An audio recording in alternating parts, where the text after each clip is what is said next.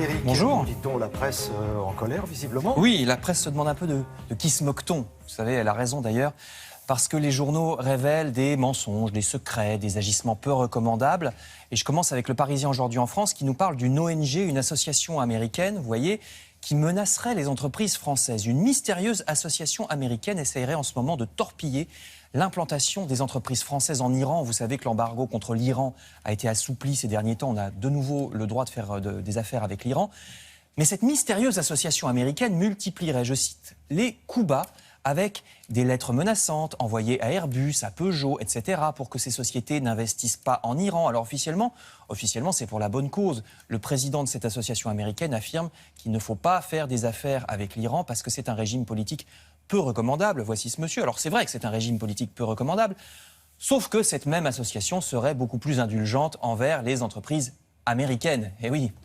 Le journal se demande même, vous l'avez vu, si cette association n'est pas en fait une couverture de la CIA pour faire de la place aux boîtes américaines. En tout cas, les Américains se comportent comme des saligots, dit le patron d'une grande entreprise française, que je cite. Le journal croit même savoir que cette association américaine serait en fait financée par le gouvernement américain. D'ailleurs, quand on attaque en justice cette association, les poursuites sont impossibles aux États-Unis parce qu'ils invoquent le secret défense. D'accord. Tout est dit. Voilà donc, je vous disais, un premier article qui nous fait nous demander de qui se moque-t-on. Mais il y en a d'autres.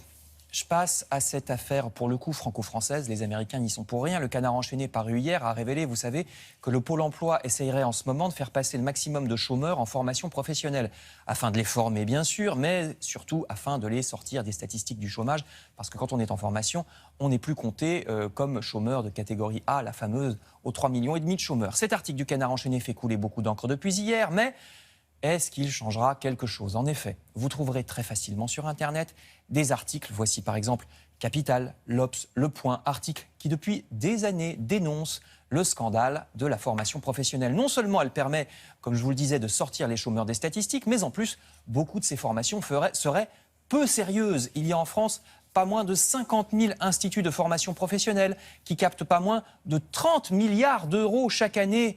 Et 30 milliards d'euros chaque année, non seulement c'est énorme, mais en plus ce business n'a pas pour but principal de s'adresser aux chômeurs les plus en difficulté et de leur trouver un métier. Il s'agit surtout de faire de l'argent, dénonce tous ces articles avec peu d'efficacité contre le chômage. Le Canard enchaîné de cette semaine estime lui aussi, il en reparle dans l'article dont je vous parlais, qu'on ne sait pas vraiment quelle est la qualité de toutes ces formations. Aucun gouvernement n'a jamais rien fait d'efficace contre ça, de même qu'aucun gouvernement non plus n'a fait depuis longtemps quoi que ce soit en France contre cet autre travers bien français. Regardez la couverture du journal Les Échos ce matin, la frénésie fiscale. Alors la frénésie fiscale, qu'est-ce que ça veut dire? Que ce soit Nicolas Sarkozy ou François Hollande, chaque présidence crée des impôts, en supprime, en recrée d'autres, crée des aides, puis les supprime, etc. Résultat, un maquis auquel plus personne ne comprend rien. On prétend lutter contre le chômage et pour le développement économique de ce pays, mais est-ce vraiment le cas? Je termine avec un article que vous trouverez sur le site internet du Parisien, article qui s'étonne de cette nouveauté désormais dans le Monoprix de la gare d'Épinal, dans les Vosges. Vous voyez la photo. On peut trouver un distributeur de paquets de cigarettes, un distributeur. Alors là aussi, de qui se moque-t-on? Ça n'est pas vraiment illégal, mais d'habitude, ça ne se fait pas en France. Il y a une espèce d'imprécision juridique, d'autant plus qu'il est impossible, avec un distributeur, de vérifier l'âge des clients. Vous savez que normalement, on n'a pas le droit de vendre aux mineurs. La loi l'impose.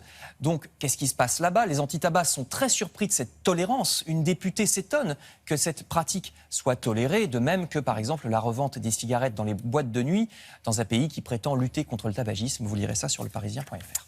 Et nous, on aura le plaisir de se retrouver tout à l'heure pour la revue de presse culturelle. Oui.